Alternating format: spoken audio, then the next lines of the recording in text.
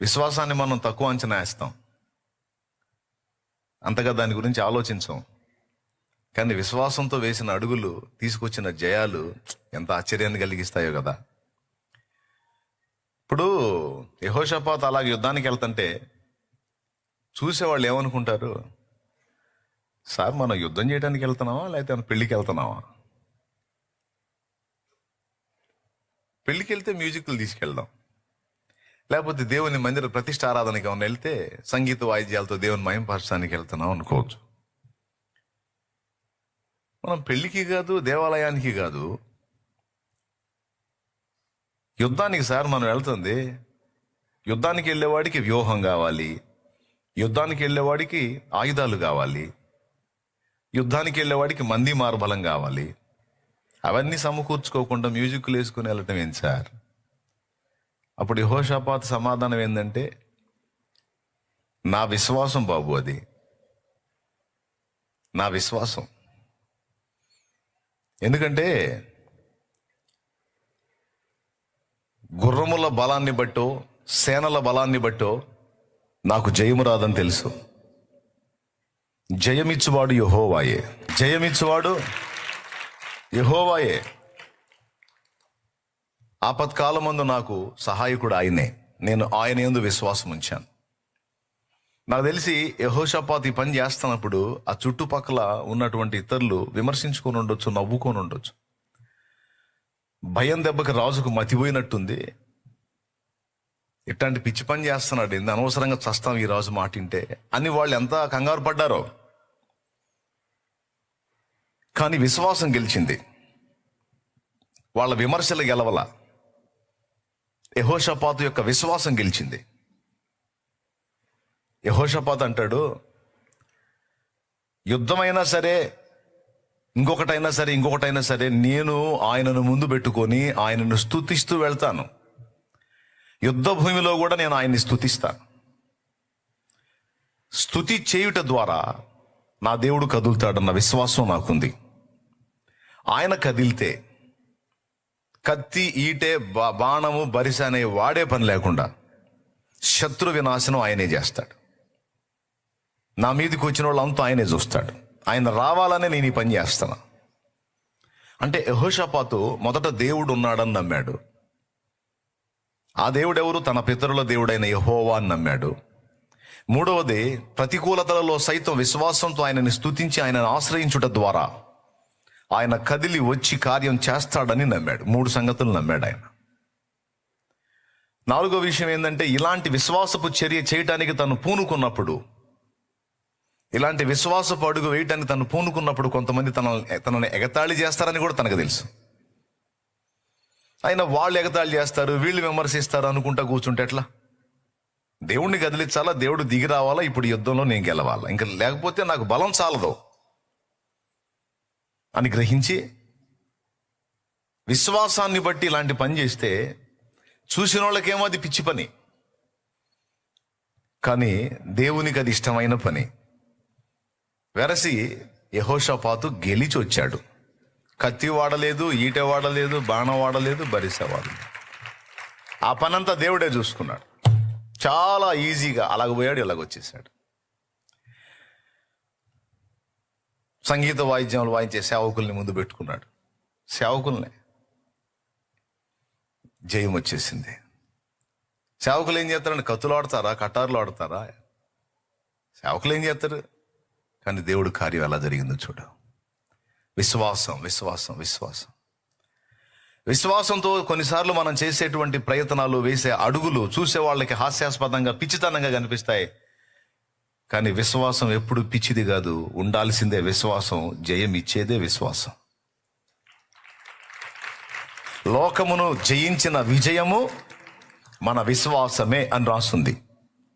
దేవునికి స్తోత్రం కలుగునుగాక. ఆయన యందు మనం ఉంచిన విశ్వాసము మనల్ని సిగ్గుపడనీయదు. Amen, amen. ఇది ఒక వింత చర్య. యుద్ధానికి పోయేటప్పుడు మ్యూజిక్ తీసుకొని పోవటం వాళ్ళకే ఆశ్చర్యం కలిగి ఉండొచ్చు. శత్రురాజులు కూడా, ఇదేందిరా మ్యూజిక్లు తీసుకొని వస్తున్నాడు, పాటలు పాడుకుంటూ వస్తున్నాడు ఏంది? పెళ్ళా? పాటలు పాడుకుంటూ వస్తున్నాడు ఏంది? వాళ్ళకి ఆశ్చర్యం, ఈ టీంలో ఉన్న వాళ్ళకి ఆశ్చర్యం, మొత్తానికి పాడండి రా, పాటలే పాడండి, దేవుడు చూసుకుంటాడు. స్తుతిస్తూ ఉండండి, దేవుడే చూసుకుంటాడు. కృతజ్ఞతలు చెల్లిస్తూ ఉండండి, దేవుడే చూసుకుంటాడు. మన స్థాయికి తగ్గది మనం చూడవచ్చు, ఇబ్బంది లేదు. మనకి మించిన దాన్ని ఆయన పాదాలు పట్టుకోవడం తప్ప ఇంకా మనం ఏం చేయలేం. ఈ లైవ్లో ఉన్నవాళ్ళు, ఇక్కడ కూర్చున్నవాళ్ళు పాపం బుధవారం చాలా పనులు ఉంటాయి.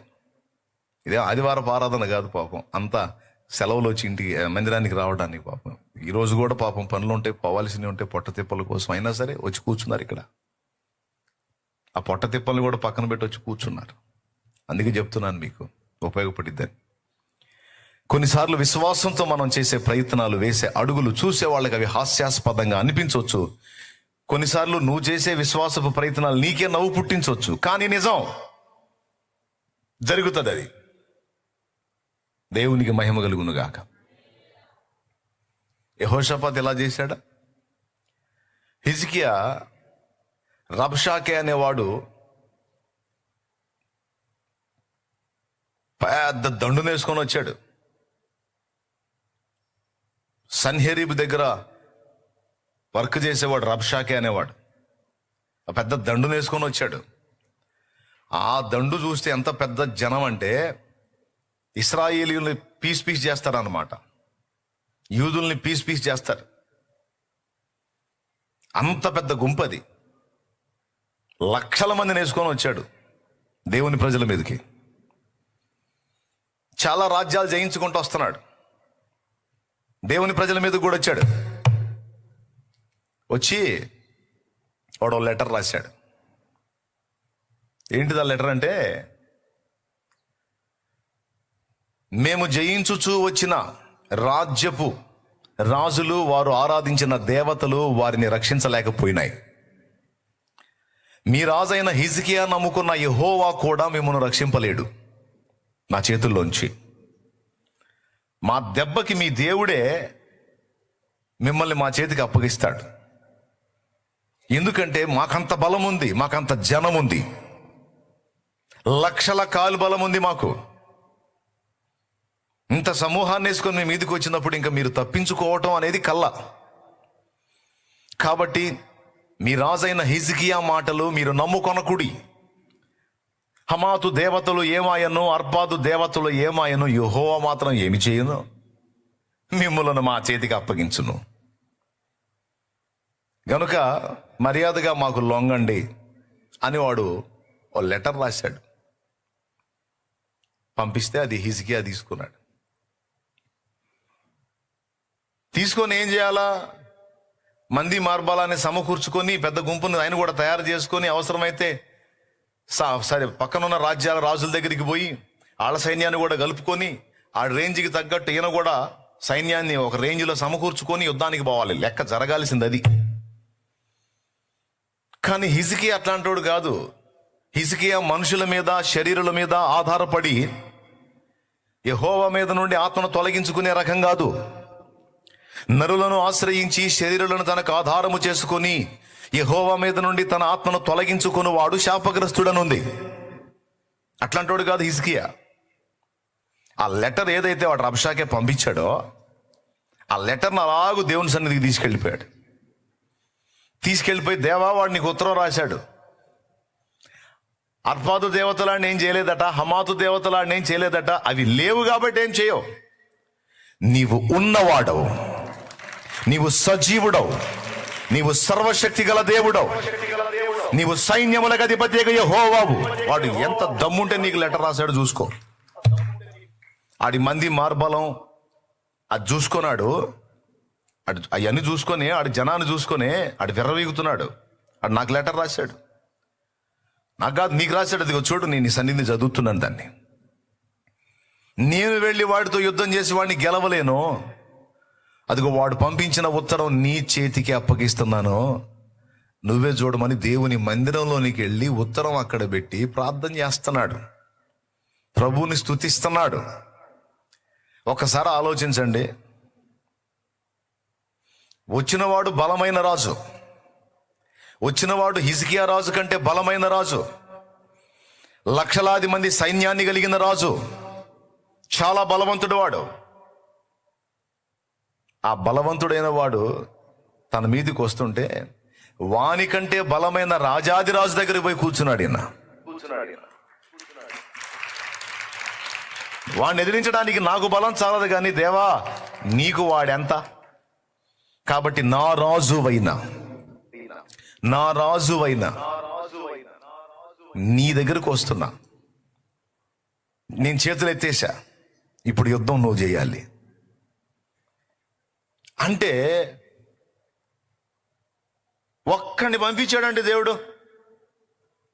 వాళ్ళు ఎంతమంది సైన్యం ఉన్నారో అంతమందిని పంపించలా, ఒక్కడిని పంపించాడు, దూతని, ఒక్క దూతను పంపించాడు. ఆడు ఎంతమందిని గుంపుని వేసుకొని వచ్చినా మావాడు ఒకటి చాలరా వాడికి అని ఒక్క దూతను పంపిస్తే 1000 మొదలుకొని తెల్లవారేసరికి 1,80,000 పైచిలుకు వ్యక్తుల్ని కొట్టేశాడు. ఆడి సైన్యాన్ని. పండుకున్న వాళ్ళు పండుకున్నట్టే, ఎక్కడోళ్ళు అక్కడ అవుట్. 1,85,000 ఇంచుమించు కొట్టేశాడు. తెల్లవారు లేచి చూస్తే అన్ని శవాలే, గుడారాల నిండా. వాళ్ళ సైన్యం అంతా శవాల దిబ్బైపోయింది. ఏ గుడారానికి పోయి కదిలిచ్చినా ప్రాణాలతో లేరు వాళ్ళు. దీన్ని ఏమందాం? ఇది విశ్వాసపు విజయం కాదా?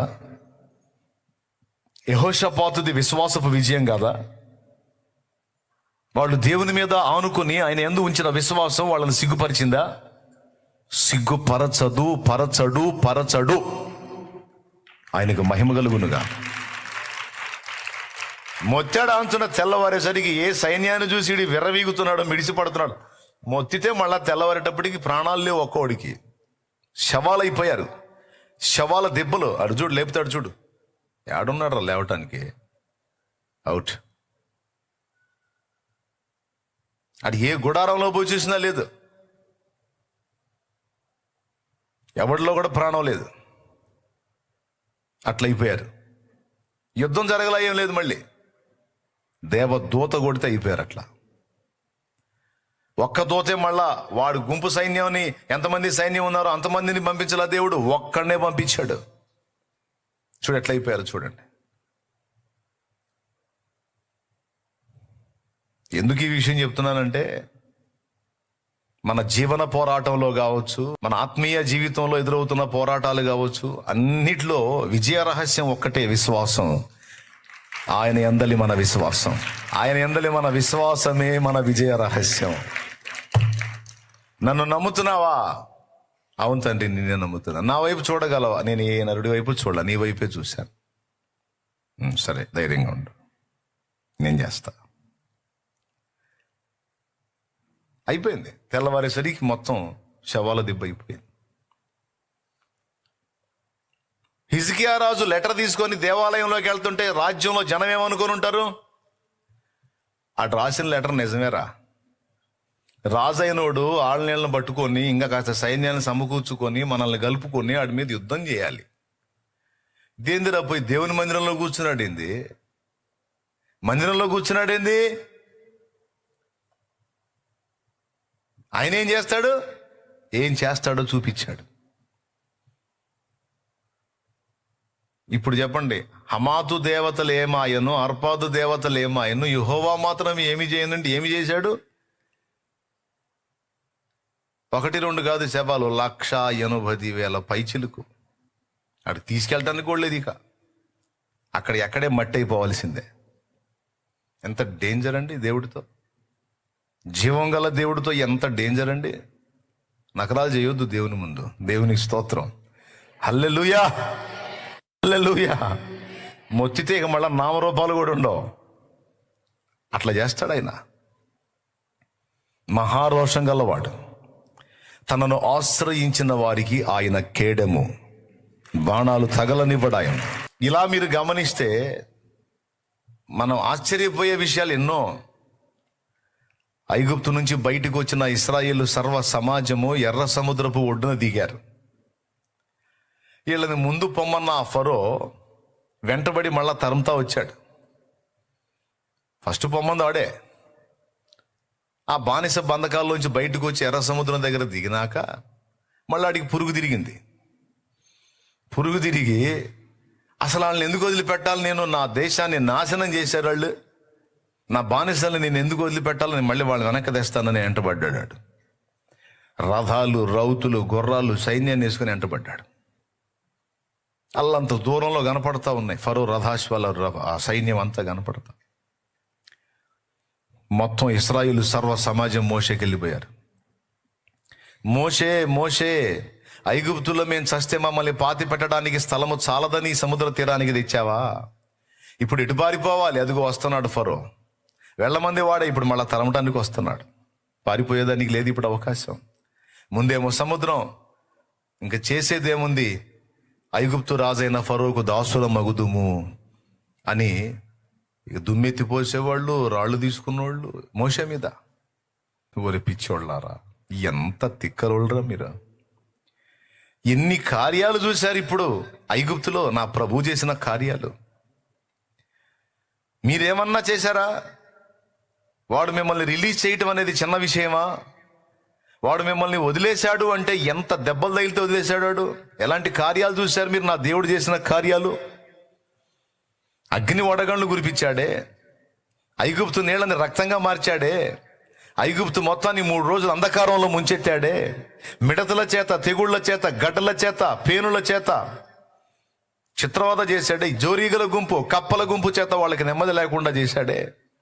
మీ కళ్ళారా మీరు చూశారు. ఐగుప్తు సర్వ సమాజంలో ఇవన్నీ ఉన్నాయి, కానీ ఇశ్రాయేలు నివసించిన గోషన్లో ఇవి లేకుండా మీకు మాత్రం ఏమీ జరగకుండా మిగిలిన ఐగుప్తు మొత్తాన్ని హడావుడి చేశాడే. చివరకు ఐగుప్తీయుల ప్రథమ సంతతిని కూడా హతము చేశాడే. ఇన్ని కార్యాలు చేశాడే బలమైన బాహు చాపి నా దేవుడు. ఎంత తేలిగ్గా మర్చిపోయారు మీరు ఆయన కార్యాలు. ఎలా మర్చిపోగలరు మీరు ఆయన కార్యాలు? మీరేమైనా ఇంత పని చేశారా? మిమ్మల్ని ఒట్టిగా కూర్చోబెట్టి ఈ పనులన్నీ దేవుడు చేశాడు. మీరు ఊరకయే ఉన్నారు, దేవుడు పనులన్నీ జరిగించి మిమ్మల్ని బయటికి తెచ్చాడు. మీరు ఎలా మర్చిపోవుదురు?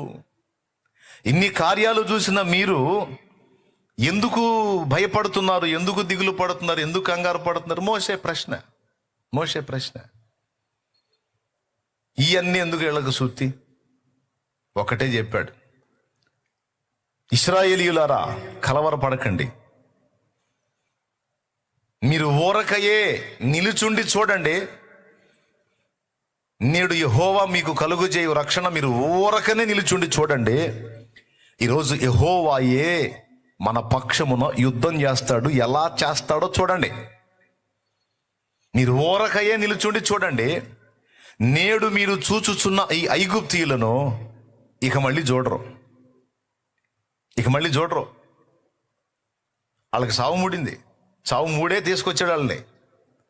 మనల్ని చంపడానికి కదా వాళ్ళని తెచ్చింది, వాళ్ళని గాజేయటానికి తెచ్చాడు. వాళ్ళని రెచ్చగొట్టి వాళ్ళు అయిపోతారు. ఇప్పుడు వాళ్ళకి మూడింది సావు. అందుకే మళ్ళీ మనం వెంటబడ్డారు.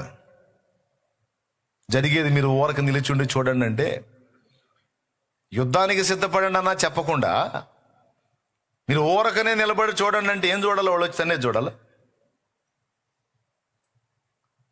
ఈ మోషే పలికిన ఈ విశ్వాసపు పలుకు ఇశ్రాయేలు సర్వ సమాజానికి ఆశ్చర్యాన్ని, హాస్యాన్ని కలిగించింది.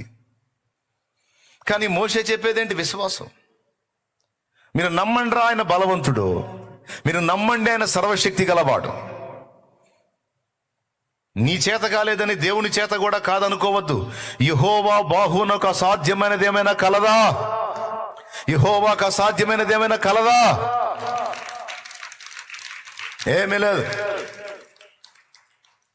మీరు ఊరకనే నిలుచు, మీరేమి ఒక ఈటె కానీ, బాణం కానీ, బరిస కానీ ఎవ్వడు పట్టాల్సిన అవసరం లేదు. నేడు యెహోవా మీకు కలుగుజేయు రక్షణను మీరు ఊరకయే నిలుచుండి చూడండి. చేతనైతే స్తుతించండి, అంతే. ఈ మాట పలికాడో వాళ్ళు దాటి రాకుండా, ఆ దరిద్రులు అప్పుడన్నా వెనకపోవద్దు. వాళ్ళ దేవుడు వాళ్ళ పక్షాన ఉన్నాడు రా, మనల్ని ముప్పు తిప్పలు పెట్టాడు, చావు తప్పి కన్ను లొట్టబోయి బతికి బయటపడ్డావు, మళ్ళీ ఎందుకు రాళ్ళు జోలు అని వాళ్ళకి ఆలోచన కలగొద్దు. అటుపక్క వాళ్ళని అడ్డగించాడు, ఇటుపక్క మోషే సముద్రం వైపు తన చేతులు ఎత్తినప్పుడు ఆ సముద్రం 2 పాయలుగా చేసేసాడు దేవుడు. 2 పాయలు అయిపోయింది. చూడండి, ఇశ్రాయేలు సర్వ సమాజము చూచుచుండగా సముద్రము 2గా విభాగింపబడింది. దేవునికి స్తోత్రం కలుగునుగాక. హల్లెలూయా. ఇది రియల్గా జరిగింది. అది ఏ జనము ఎదుట కూడా చేయబడని సూచక్రియలను నేను వారి కనుల ఎదుట చేసి తిని అన్నాడు దేవుడు. అయిపోయింది, 2గా డివైడ్ అయిపోయింది. వెళ్ళిపోమన్నాడు. ఇక వెళ్ళిపోండి, దేవుడు మీకు దారి ఇచ్చాడు, వెళ్ళిపోండి. ఇశ్రాయేలు సర్వ సమాజము సముద్రపు మధ్యను ఆరిన నేలను నడిచిపోయిరి అని రాసుంది లేఖనంలో. సామాన్యమైన క్రియ అదే.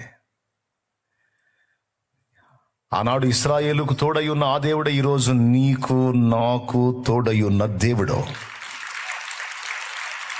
ఆనాడు మోషే, ఇశ్రాయేలు సర్వ సమాజం ఎవరిని సన్నుతించారో, యెహోషాపాతు, హిజ్కియా ఎవరిని సన్నుతించి ఎవరి మీద డిపెండ్ అయ్యారో, ఆ దేవుడు ఈరోజు నీకు నాకు దొరికాడు. ఈరోజు నీకు నాకు ఆయనే దేవుడు. వారి దేవుడే నా దేవుడు, వారి దేవుడే నీ దేవుడు. సృష్టికర్త ఆయనే. ఇశ్రాయేలు సర్వ సమాజాన్ని నిర్మించిన వాడు ఆయనే, నన్ను నిర్మించిన వాడు ఆయనే. మళ్ళీ వాళ్ళ దేవుడు మనకు వచ్చాడు కాదు, మనందరినీ నిర్మించిన నిర్మాణకుడు ఆయనే. మన తండ్రి, మన సృష్టికర్త, మన సమస్తమును. హల్లెలూయా, హల్లెలూయా.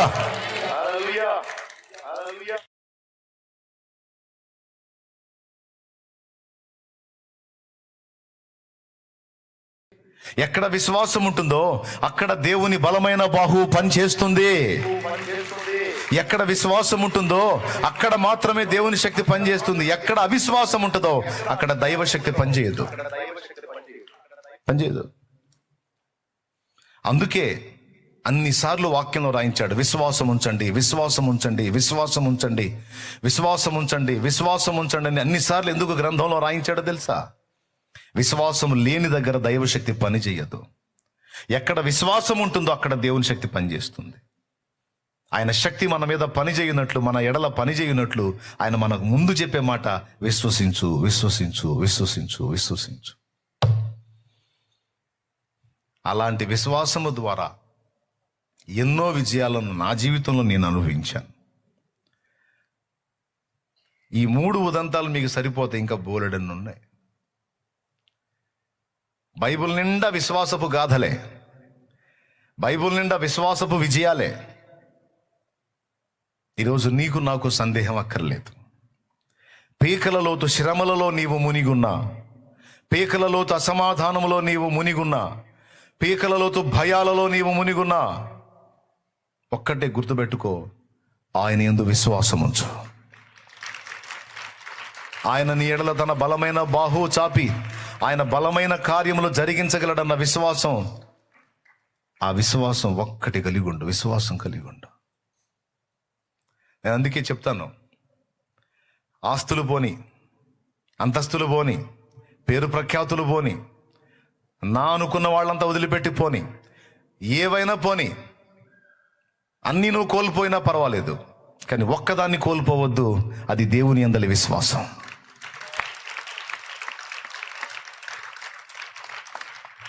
దేవుని యందలి విశ్వాసాన్ని కోల్పోయిన వాళ్ళు ఇవన్నీ కలిగి ఉన్నా కూడా లేనట్టే.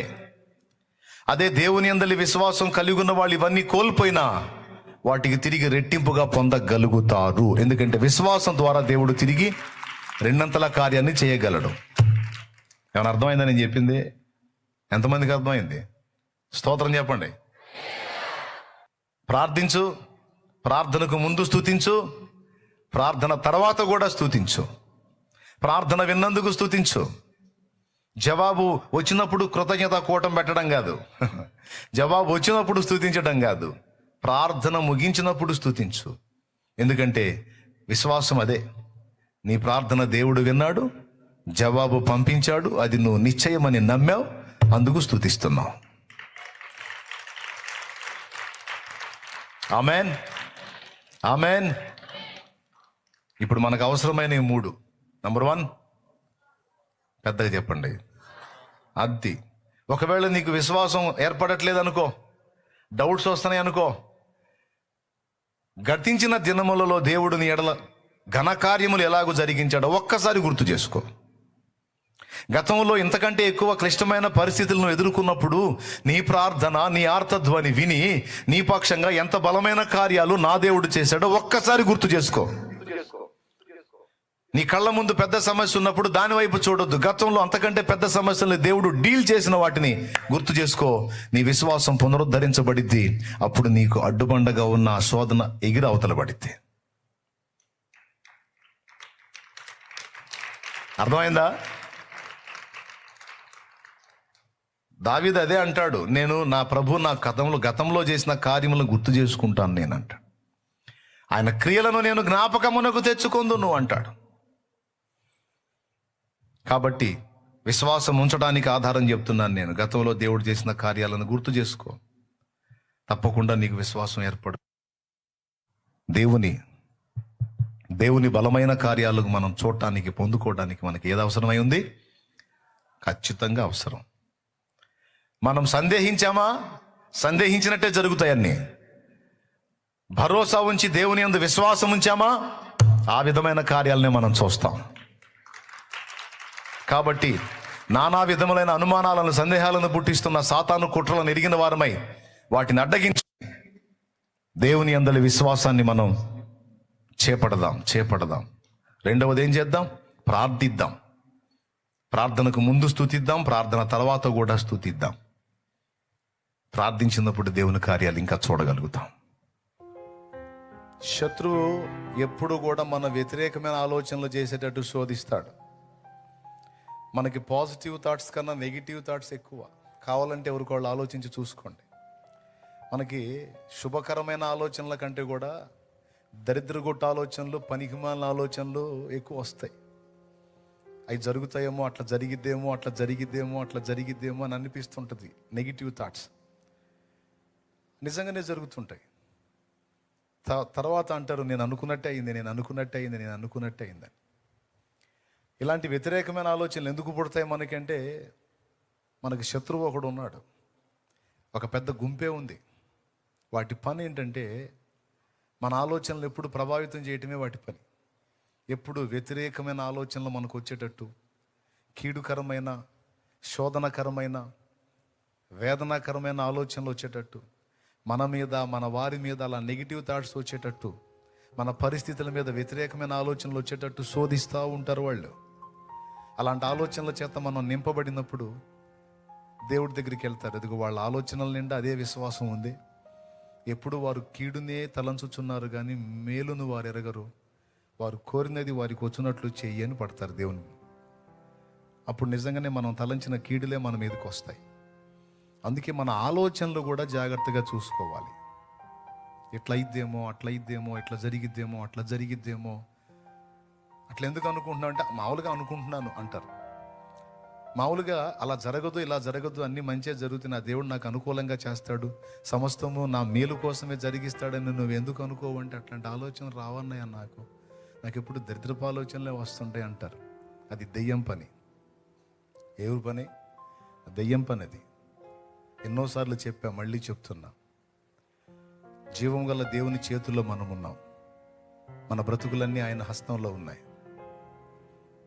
నా అరచేతులలో నిన్ను చెక్కి ఉన్నాను, నీ ప్రాకారములు నిత్యము నా ఎదుటనున్నవి అన్నాడు.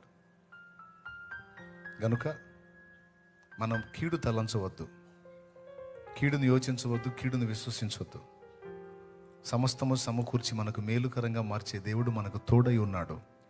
ప్రస్తుతం నీకు కీడుగా అనిపించినవి సైతం రాబోతున్న దినాల్లో మేలుగా మారుతాయి. ఈరోజు నువ్వు ఎదుర్కొంటున్న ఈ పరిస్థితులన్నీ భవిష్యత్తు మేలు కోసమే దేవుడు కలిపి రప్పించాడు.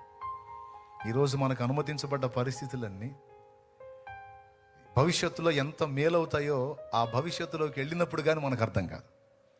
అమ్మో, ఆ రోజు అలా జరగకపోతే ఈరోజు వీళ్ళు ఇలా ఉండరు కదా అని ఆనాడు మనం అనుకుంటాం.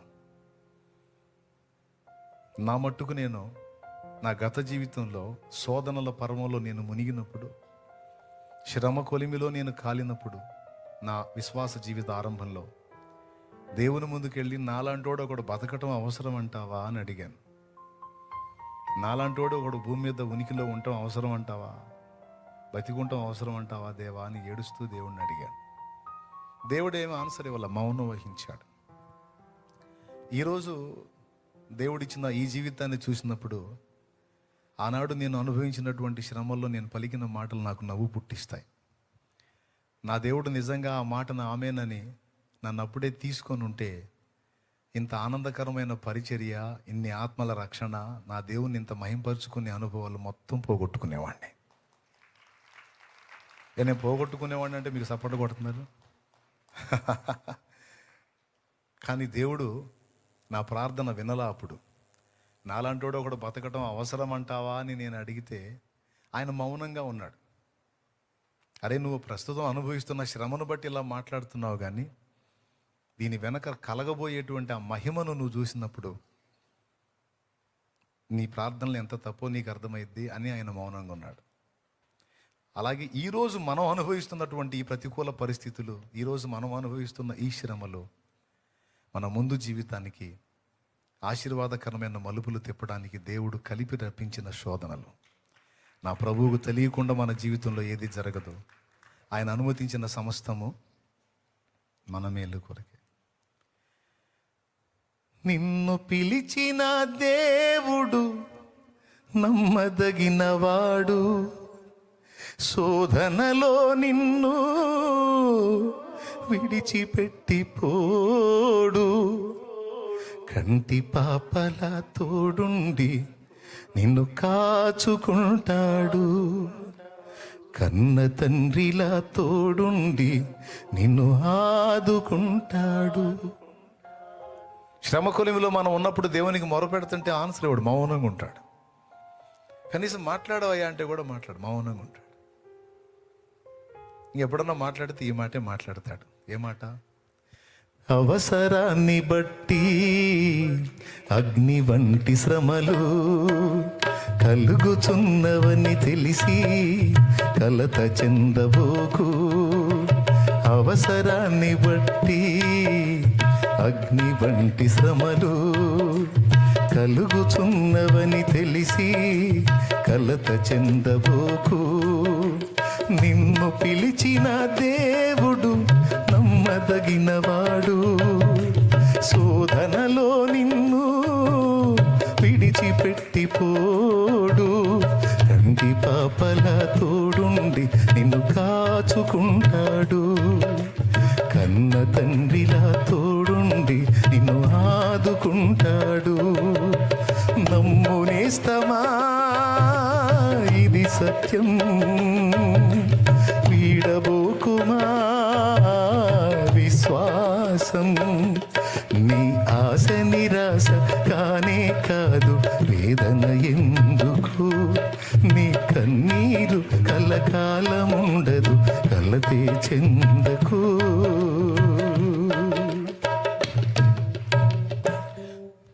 వేదన కలిగినప్పుడు మనకు తెలిసింది ఒకటి, మనం చేయాల్సింది ఒకటి, విశ్వాసంతో ఆయన వైపు చూసి ప్రార్థన చేయటం, చేసి స్తుతించటం. ఇప్పుడు ఆ పని చేద్దాం మనం. మీరెవరెవరు ఏ సమస్యతో ఇక్కడికి వచ్చారో, ఎలాంటి వేదనలో ఉన్నారో నాకు తెలియదు, నా తండ్రికి తెలుసు. మీ పర్సనల్ అది మీకు తెలుసు. కానీ నేను ఒకటి ఎరుగుదును, ఆయన సన్నిధిని మన మోకాళ్ళను చేసిన ప్రార్థన ఆయన సన్నిధిలో వినబడుతుంది. తగిన కాలం ముందు తప్పకుండా జవాబు వస్తుంది. కొన్నిసార్లు ప్రార్థన చేసి మనం మర్చిపోతాం, కానీ ప్రార్థనలు విన్న దేవుడు మర్చిపోడు.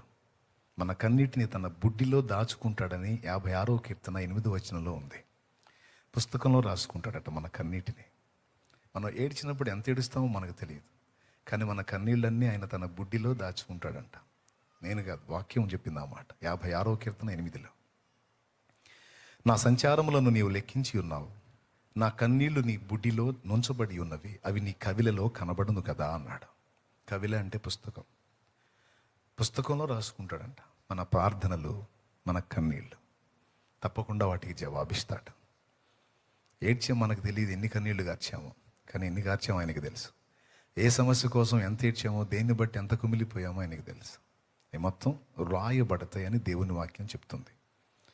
కాబట్టి మోకాళ్ళుని కన్నీళ్లతో మొర్ర పెట్టడం, దేవుడు వాటిని గై కొన్నాడని నమ్మి మనసారా స్తుతించటం. నా ప్రార్థనలు విన్నందుకు నీకు స్తోత్రము తండ్రి అని కృతజ్ఞతలు చెప్పటమే మన బాధ్యత. చెప్పండి, వ్యతిరేకంగా ఆలోచించుకుంటారా? వ్యతిరేక ఆలోచనలు రాణిస్తారా? అలాంటి కీడుకరమైన ఆలోచనలు వచ్చినప్పుడు సాతానా యేసు నామములో ఆజ్ఞాపిస్తున్నాను, వెళ్ళ, నా దేవుడు నాకు తోడై ఉన్నాడు, అలా జరగదు, నా దేవుడు నన్ను కాపాడుతాడు, నా పిల్లల్ని కాపాడుతాడని వాడిని గద్దించి, నా దేవుడు నా వారిని కూడా సంరక్షించగలడని, ఏ విషయంలో నెగిటివ్ థాట్స్ వస్తున్నాయి ఆ విషయంలో నువ్వు పాజిటివ్గా దేవుని బట్టి పలకాలి, అదే విశ్వసించాలి. నేను చెప్పే ఈ మాట తేలిగ్గా తీసుకుంటే నష్టపోతారు, తీవ్రంగా తీసుకోండి బాగుపడతారు.